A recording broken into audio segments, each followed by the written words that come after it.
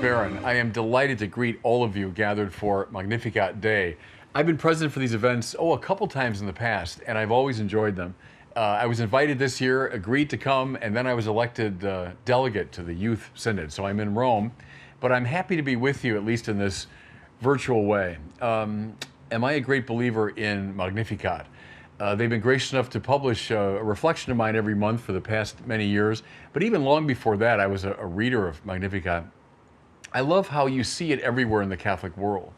So you see people on a bus, or see people on the airplane, you see them, of course, in church, and they all have their little Magnificat. I think it's affected a real revolution in the life of the church, drawing people into the liturgical life of the church in a really magnificent way.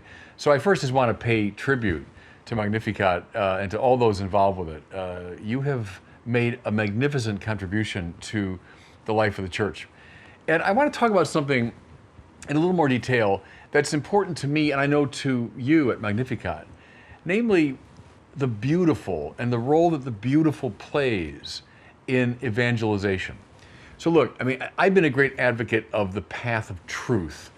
You know, I came into a deeper sense of the faith through a philosophical argument that I heard when I was a young kid in high school.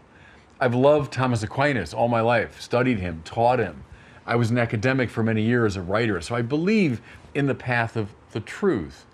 But I also believe in that other transcendental value, namely the beautiful, as a route of access to God. Now, I've said before, and I'll say it again, especially today, in our postmodern context, when people are very skeptical of claims to truth, right? You know, there's your truth and my truth, but if you're claiming that's the truth, everyone gets defensive. Even more so if you talk about the good. If you say, you know, this is the good life you ought to be leading, people say, well, wait a minute. You got your sense of it, I got mine. The objectively good, all the hackles go up. But see, I think the third transcendental, the beautiful, is less threatening to people today. So if you simply show them something beautiful, you're not saying think this way or act this way, you're just saying, look. So we have a treasure house of the beautiful within Catholicism. We can say, look at the Sistine Chapel, look at Michelangelo's David or the Pietà, look at the San Chapelle, look at Dante's Divine Comedy, read it. Look at the sermons of Newman, look at the essays of Chesterton. The beautiful has a winsome quality, a less threatening quality. But see, since the transcendentals are linked, right? Wherever there's being, you find the true, the good, and the beautiful. The beautiful will lead ineluctably to both the true and the good. So in a way, it's like a fishing expedition. It's the bait that we can use that would draw people in. But once you really bite on that bait, you're hooked, and you'll be drawn almost willy-nilly to both the true and the good. You want to see a good example of it? Look at Yves Lenoir's Brideshead Revisited, right? Which begins with a skeptical, rationalist, modern Charles Ryder, who's drawn in first by the beauty of Brideshead, this manor house, and Brideshead is evocative of the church, right? Christ is head of his bride, the church. Well, the beauty draws him in, but then over time, and it takes a lot of time, that beauty leads him eventually to the moral demand of the church, and finally, at the very end of the novel, to the truth of the church. See, in my wager, is like Balthazar's here. I think today, beginning with the beautiful is often a more winsome, is a more effective path. But it does lead to the good and to the true. You know, something that comes to my mind here a lot is Jacques Maritain, the great French Thomist philosopher, died in 1973, so flourished throughout much of the 20th century. One of the great French stylists. I remember when I was learning French, people said to me, read Jacques Maritain to learn a beautiful French prose style. But Maritain influenced Catholicism in a lot of important ways in the 20th century. Think, for example, his friendship with Thomas Merton, with Dorothy Day, with many others in our country. But I'm thinking here especially of Maritain on the question of beauty. He was one of the figures who recovered for the 20th century Thomas Aquinas' definition that the beautiful occurs at this intersection of integritas, consonantia, and claritas, of wholeness, harmony, and radiance. When those three things come together, we tend to say, that's beautiful, right? It could be a beautiful pitch if you're a fan of baseball. It could be a beautiful catch of someone in the end zone. It could be a beautiful painting, a beautiful face, a beautiful day. But Thomas's wager is they all have that in common: integritas, consonantia, and claritas.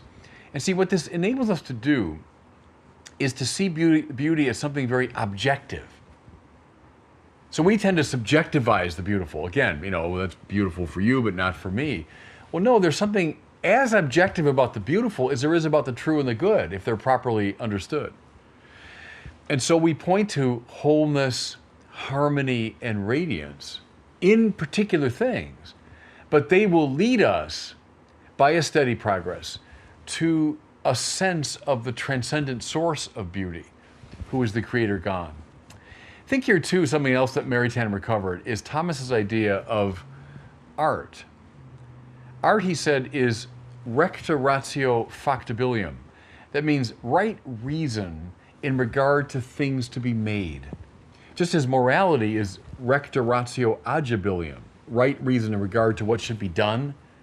So the artist is following the principles of right reason. He's attuned to integritas, consonantia, and claritas, and following that right reason, he makes something. Now, so that's why a craftsman who makes a beautiful rocking chair, to Michelangelo making the Sistine Chapel ceiling, to Flannery O'Connor, who was very influenced by Jacques Maritain, making a short story. See, making this work of art according to these objective principles. The artist operating just that way will, willy-nilly, whether she knows it or not, will be speaking of God. Just as someone who is following recta ratio agibilium, right reason in regard to what is to be done, is going to be walking a path toward the transcendent good, so the artist will be walking the path toward the transcendently beautiful. That's why someone like Maritain would say there can be more authentic religion in, let's say, a Cézanne painting than maybe a kitschy religious work of art, Or why Thomas Merton, again, a friend of Jacques Maritain, could say that even a bad book about the love of God is still a bad book. It could be about the very best thing in the world, the love of God, but it's still a bad book.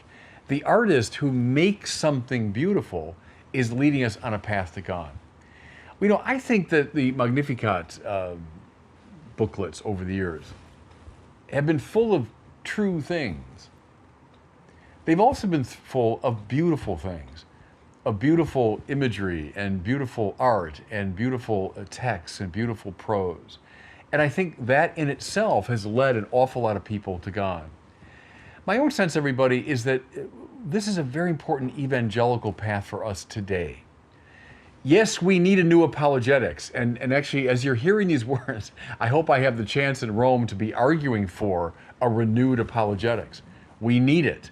We need it, especially among the young. But I think, too, this path of the beautiful, the fact that in the wake of Vatican II, there's not been, at least in my judgment, a great revival of Catholic art. It's a serious problem. There was one after the Council of Trent, a great revival of Catholic art. Think of Baroque Rome, Walking the path of the beautiful, teaching people the principles of recta ratio factibilium, teaching again the objectivity of the beautiful, is key now to an effective evangelization. So much more we could say about that. I'm just grateful to all of you at Magnificat for the ways that you have evangelized very effectively through truth, but also through the very beauty of the liturgy itself. Thank you for the impact you've had on my own life, and God bless you as you move forward now in this indispensable work.